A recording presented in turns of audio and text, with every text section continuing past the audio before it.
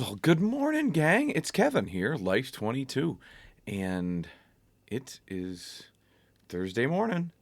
Um, so, as all of you can tell, if you watched the podcast last night, the interview with Vernon Robinson Jr., I did not take his advice and take a break. Um, at least not for this week. I wanted to keep it consistent. If I decide to drop down to 2 or 3 days a week for doing the daily podcast, then so be it. But I figured I'd at least keep consistent this week. So, guys, we are. I just wanted to kind of do a quick update. This ain't gonna. Hopefully, this isn't gonna be a long podcast this morning. There wasn't anything like major on the front. Um, I know the I know the 14760 group has been busy for the last 6 hours. Um, but yeah, if you haven't seen it already, I encourage you to go online and watch to either our YouTube or anywhere you listen to podcasts and catch the Vernon Robinson Jr. Podcast where we interview the Ward 6 incumbent. And we kind of talk about he's an incumbent, so it's easier to have a conversation than it is like a newcomer where I have to like formulate like a whole bunch of just basic questions and get to know the person, because most of the time, if you're not an incumbent, I don't probably know who you are. Um, so it was a lot nicer knowing having known Vernon and knowing a lot of his background and how he kind of rules on stuff, to be able to ask some of the more in-depth questions, but while still stepping back and allowing like him to kind of explain how he would handle certain topics, just so if you don't know him, you can get to know him. And that is I think that's the great expose that we're starting to show on the channel, where like you get to meet the politician, right? You get to meet the person you're voting for. You, even if you're not voting for this person, at least you can see how the council's made up or could be made up depending on who wins the election. Obviously, I don't believe Vernon is has a has competition, even though he, like me, like when I was in that position, I invited it. So um, but yeah, we had Vernon on the show last night. That podcast is already up. It's been up since last night, about 9 o'clock. So if you would like to go catch that, that's great. We recommend it. And then if you have, I'm trying to think. We've got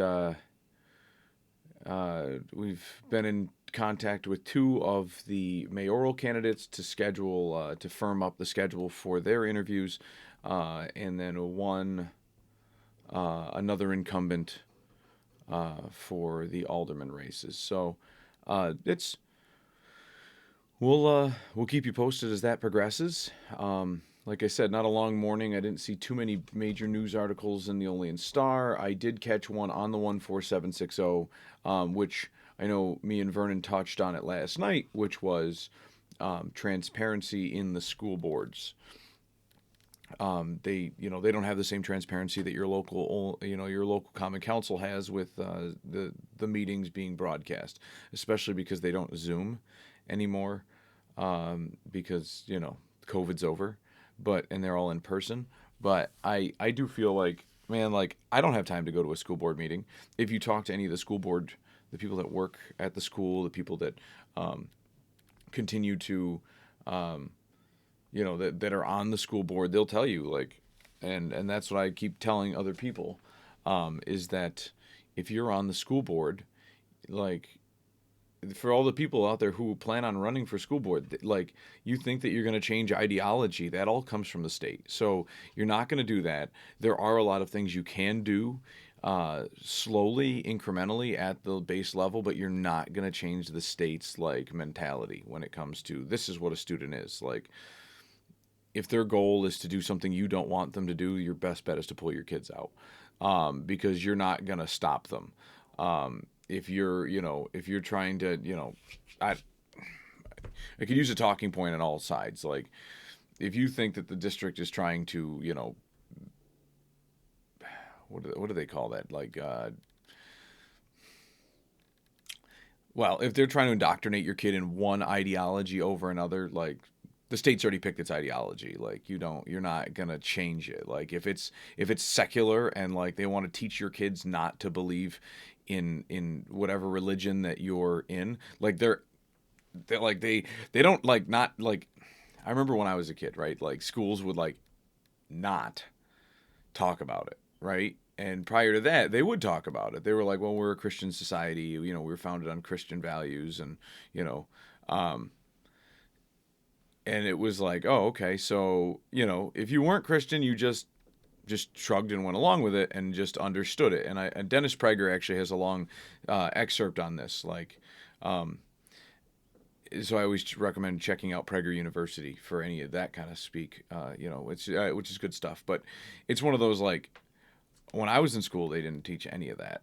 You know, like they didn't teach religion. They just didn't talk about it. You weren't allowed to say it. Like people still had beliefs. Like you come there, and like it now it almost seems like they have a different like the state itself has a secular religion and they are like enforcing it. Like, oh, if you come to school with your values, they almost don't like you could like pray if it's part of your religion at a certain time of day or if it's before a meal, like, you know, the state itself, like it doesn't happen in every local school district, but the state itself like does not want to see that. Like that there is a mentality that the state has that they might not like put in writing, but they kind of push. And it might not be local, at our local school level, but you hear and you see documents coming out of Albany that are like pushing like an agenda. Well, you're not going to change that on the local school board. If you think that they're going to start putting litter boxes in classrooms for kids that are identifying as cats, right? Like that's the rumor that's going around. It's unfounded. And I'm not saying that it's not happening because as of like I know as of recently with the most recent presidential election, a lot of the states are backing off on this issue. But as of like 2 years ago, there were government officials out of Albany saying that they encouraged it. So it's like, and it's like, well, they're the guys who fund us. So if we want to get funding, we better take all of their encouragement, right? Like you're a young kid, you want to try to, even if you don't believe what exactly the way your parents see the world, if they're funding your college, a lot of times you just nod your head and go along. That's kind of that same that scenario applies to a lot of the school districts, and it might not be as much in the school board members as it is like people that are making executive decisions to present things for funding to the school board, right? Like so, there's a lot of that. Like there's always an ideology, right? I want to say it was 10 years ago. I when I was getting like it was 15 years ago when I was like immersing.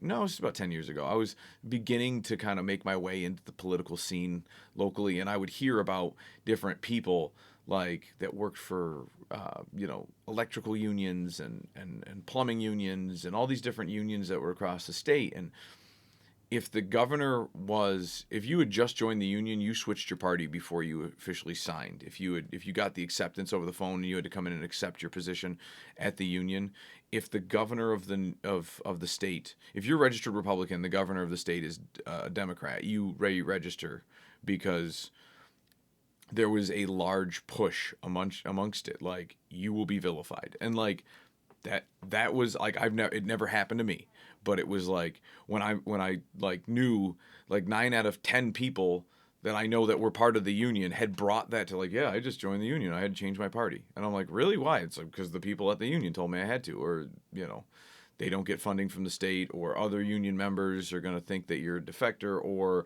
the governor doesn't do certain things.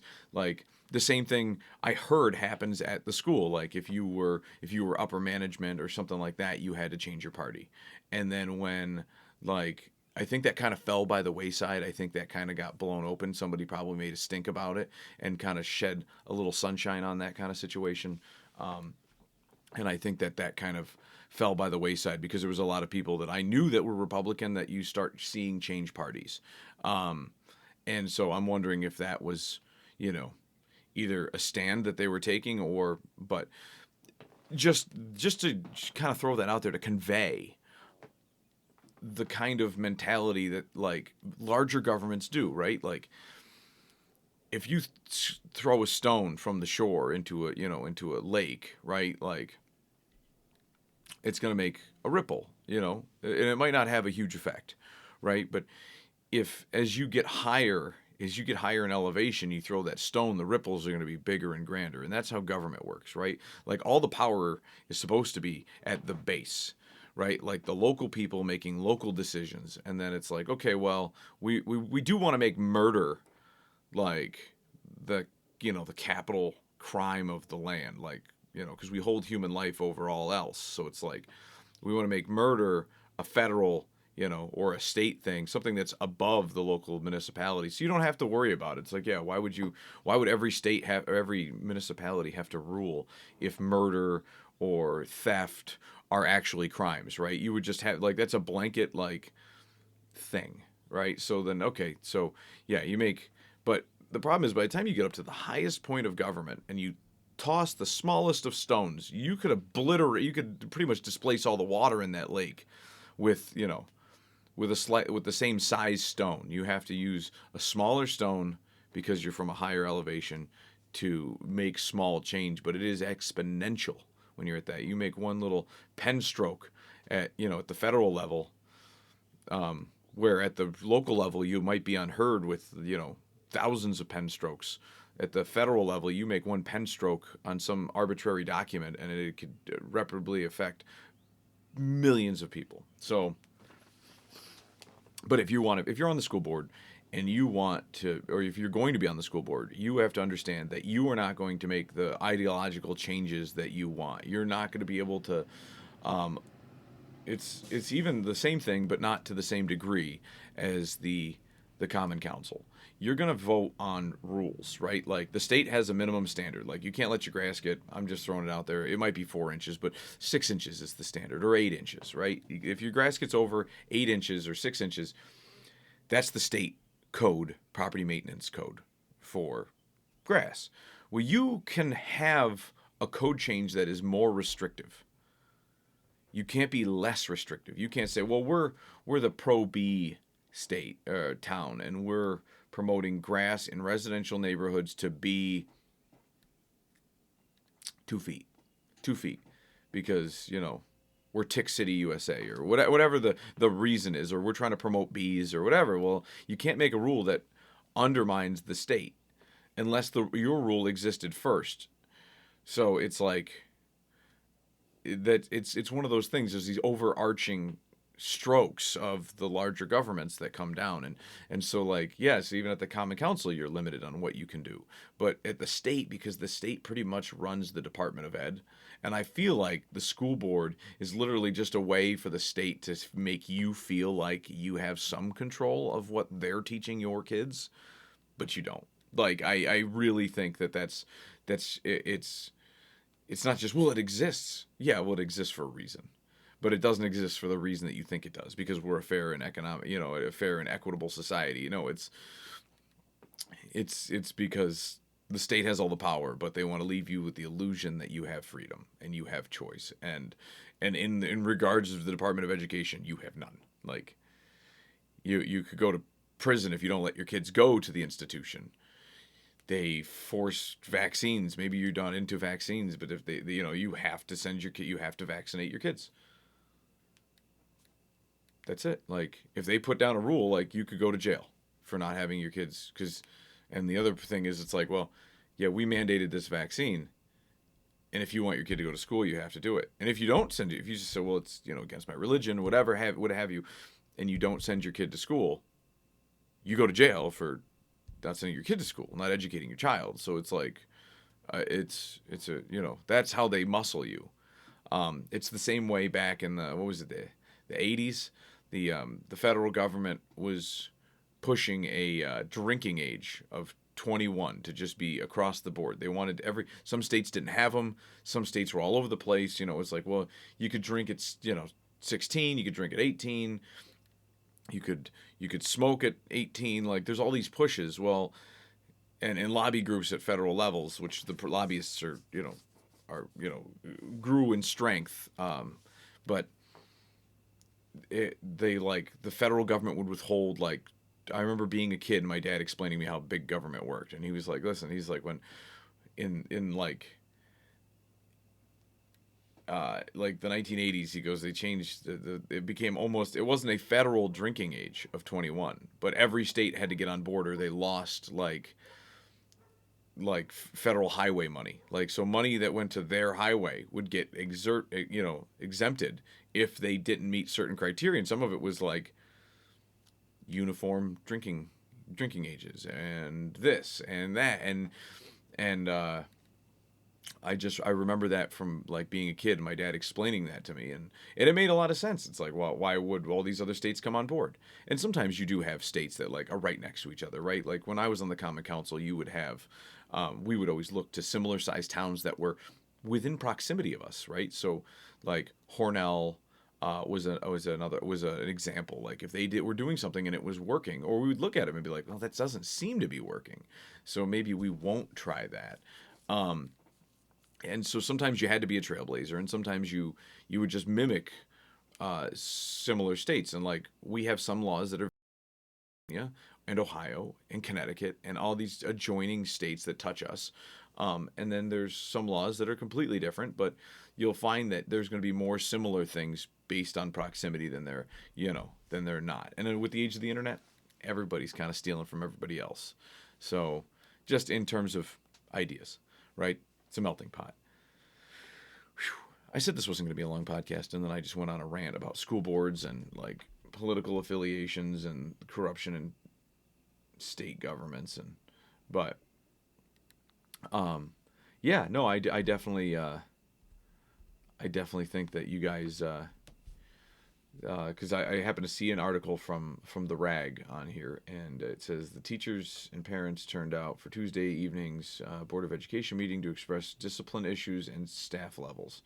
So it just made me think like I'm not going to know what's there unless I read the Rag, or if the Olean Star sends somebody and I have to read an article about it, because that's the reason there's newspapers. Because if you could be everywhere at any one time, then there wouldn't be reason for a newspaper, because you would know. Because apparently you're omnipotent, and none of us are. And like I finished after my interview with Vernon last night, I finished listening to Tuesday night's council meeting because I do that. It's on my agenda to listen to that because it's local government where I live. The county needs to do the same thing. This is a shout out to the county. Like, if you are listening, because I know a lot of you do, because you know that Kevin Doherty is just down here flinging stones at county ledges. They love me. They adore me because of the scrutiny I put them under. Makes them better, right? It helps them become the wheat, then and it separates the chaff, right? So they don't like me, but one of the reasons why they were trying to make sure that they pushed me out from running for county legislature was because one of my biggest platforms, and I went door to door telling people this. I was at Right Thinkers meetings talking about it. And it was funny. I got stopped by county legislature. Well, that's not how it works, right? Well, here is what it was. I wanted transparency. I wanted to create a public record, right? Like I did with the Olean Common Council. When I was there, I would set a 360 camera. Shout out 360 Rise. I don't know if Mike Kittner's company is still in business, if he's still selling the cameras, or if he's moved on to other products now that, that's what happens. You put out a product and it's like, it might be innovative and whatever, but then some foreign company will like reverse engineer it. Next thing you know, they just mass produce your product at half the price. So, but I would use one of Mike's cameras that I had purchased from him, and I would get the 360 view. And you can find them on the channel.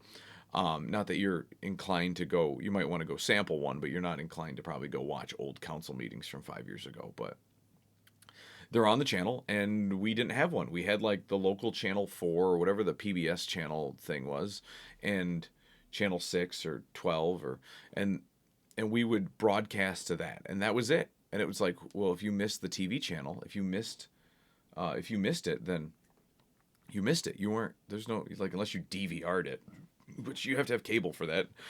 Most people don't have cable anymore.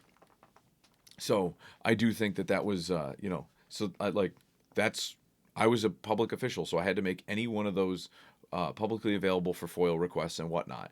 And as a county legislator, I would have done that. I would have showed up, and they were like, well, you can't do that. There's a lot of executive sessions and blah, blah, blah, blah, blah. It's like, okay, so I won't do it at the executive sessions. I never did on the Common Council. I understand the rules, but this public meeting is a public forum, and every part that's public about it should be expressly visible to the public because they can't be there. a newspaper is not going to write every aspect of a meeting that you might not. They're not. They're going to put the bullet points. Even Vernon Robinson said that last night when he was talking about he makes notes and he tries to make detailed notes, but he doesn't want to add too much.